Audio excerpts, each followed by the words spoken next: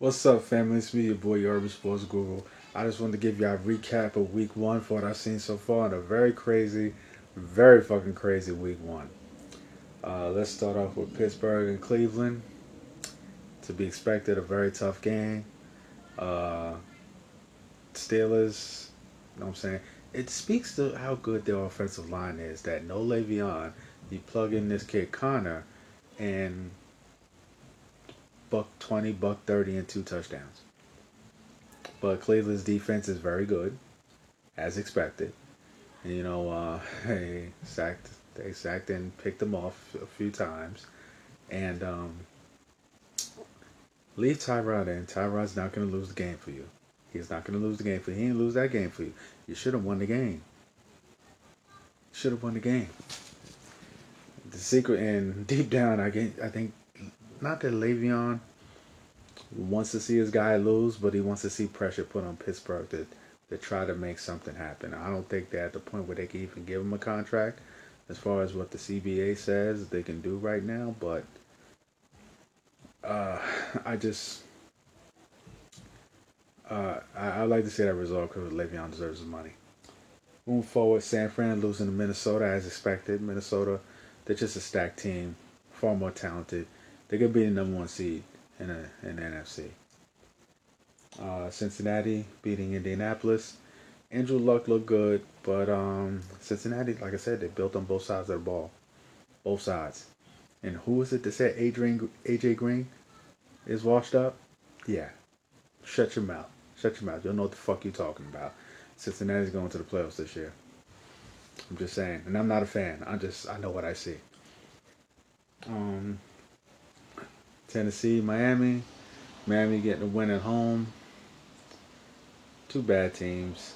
I mean, I'm not sold on Miami. Tennessee, only way they going to the playoffs this year is if Derrick Henry rushes for 14, 1,500 yards, and he's been inconsistent. So, Houston, Houston losing to New England. You know, when you lose to New England in New England, unfortunately, it happened in week one. Get it out the way. I still like Houston moving forward. I really do. The biggest shocker of the day, Tampa Bay hanging 48 against New Orleans.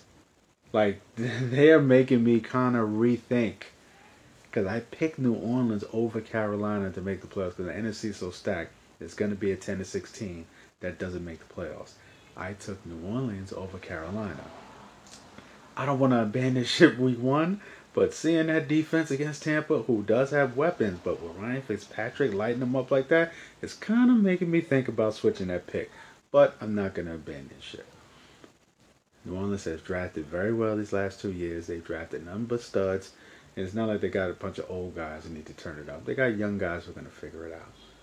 And offensively, they have Drew Brees. And,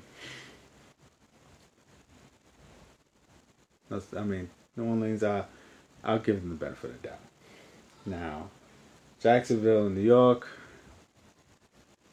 New York offensively, what I've seen with this game and a lot of games,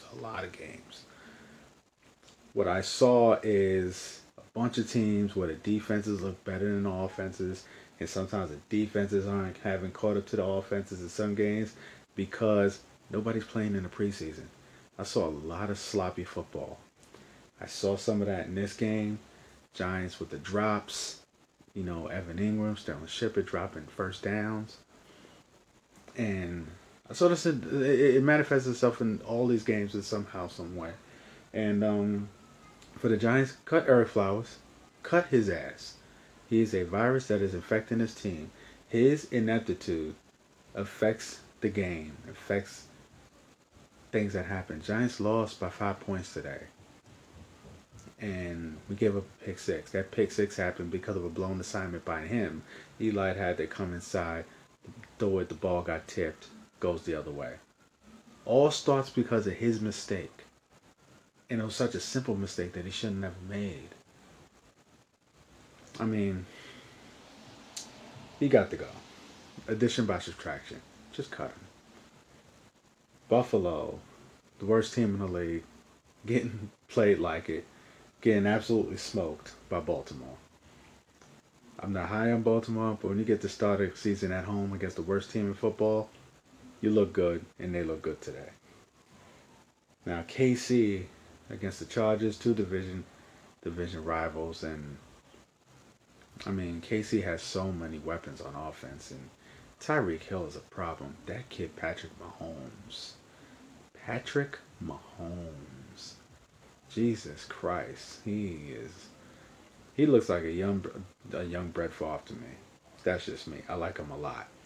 I'm still liking my Chargers pick as far as making it to the Super Bowl.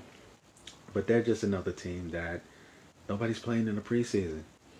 And they got some catching up to do. They'll be alright.